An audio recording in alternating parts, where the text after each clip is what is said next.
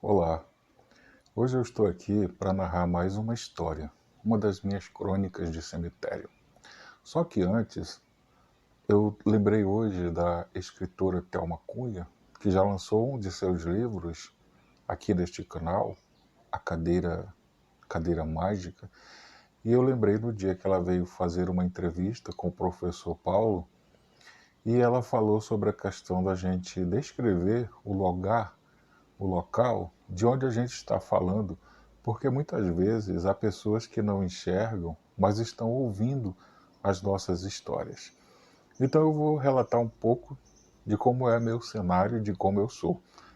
Eu estou na sala da minha casa, a parede de trás é branca, tenho dois quadros por trás de mim, mas eles não aparecem por inteiro.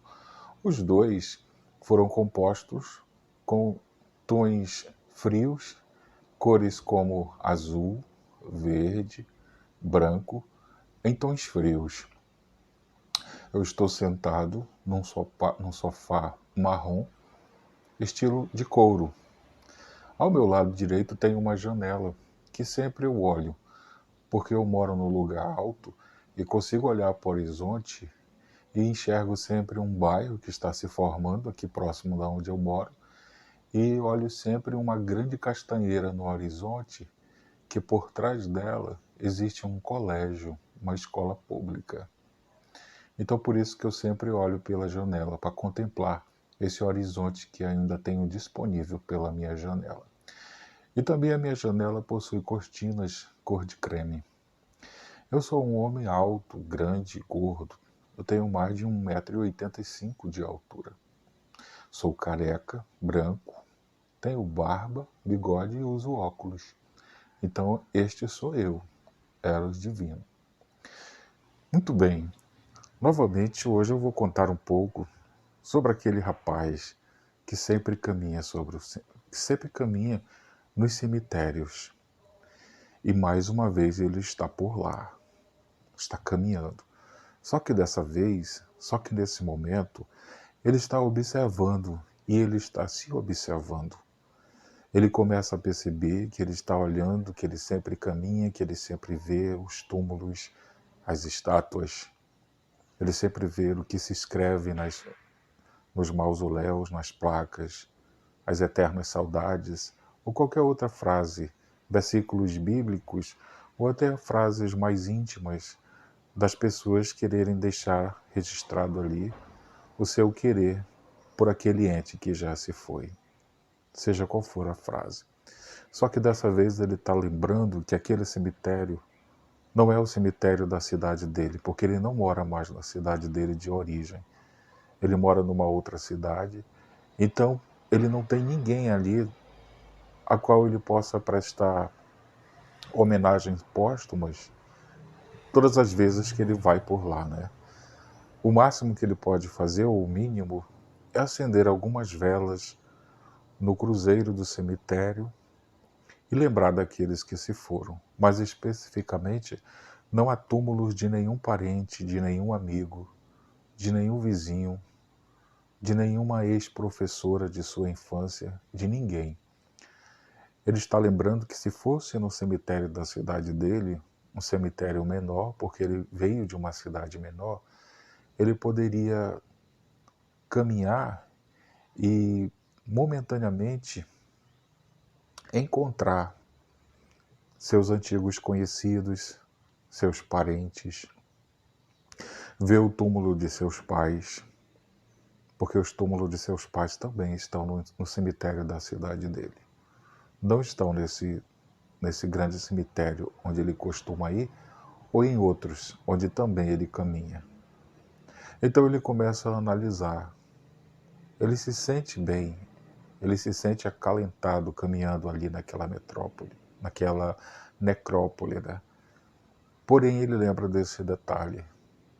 Então ele caminha, caminha e nunca encontra ninguém, como se estivesse perdido. Ele apenas olha aos mausoléus, aos túmulos, os que ele vê, ele admira, principalmente os de época, que chamam muito a atenção dele, assim também como os mais modernos, né? Mas ele sempre lembra desse detalhe. ele se sente como se estivesse perdido. Igual aquela cena, né, do Alice no País das Maravilhas, quando ela encontra o coelhinho branco, e ele pergunta: para onde é que você está indo? E ela diz: eu não sei, eu acho que eu estou perdida. Então logo ele resolve a situação. Ah, se você está perdido, então qualquer caminho lhe serve. Então é mais ou menos assim que aquele rapaz se sente quando ele caminha por aquelas vielas. Ele se sente meio perdido. A depressão o faz assim. E muitas vezes ele está ali porque ele prefere fugir das pessoas. Porque as pessoas o questionam muito. Quando sabem que ele está em depressão, começam a perguntar: mas o que foi que te causou? Por que você não procura na fé a sua cura?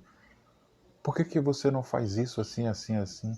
Cada um dá a sua receita, dizendo para ele que ele vai conseguir sair da depressão. Porém, é ele que está depressivo.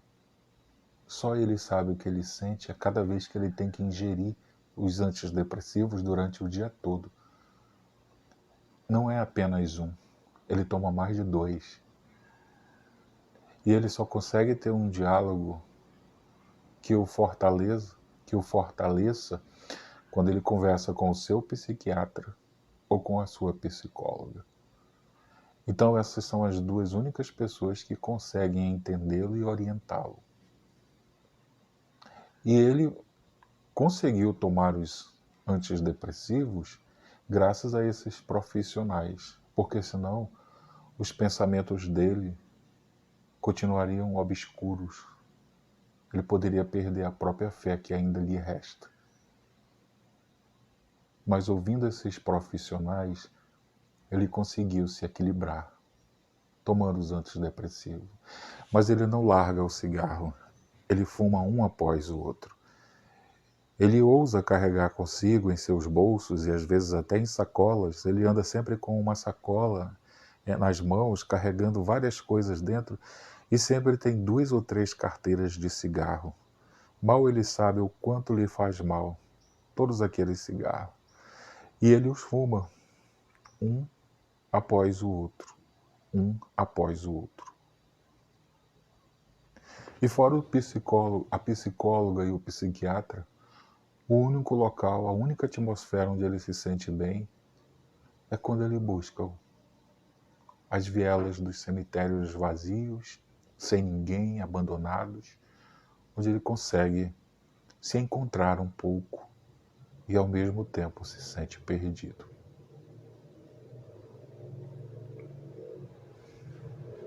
Espero que tenham gostado de mais essa narrativa e aguardem o próximo vídeo. Ainda não terminou.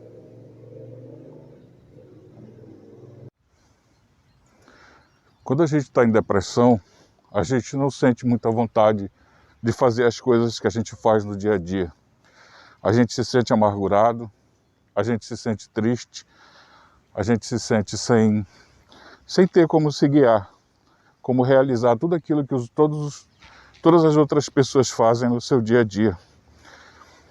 Então a depressão, ela tem isso, ela aprisiona o espírito da gente, ela tira a gente do lugar que a gente está e põe num local isolado, mesmo que a gente esteja numa multidão.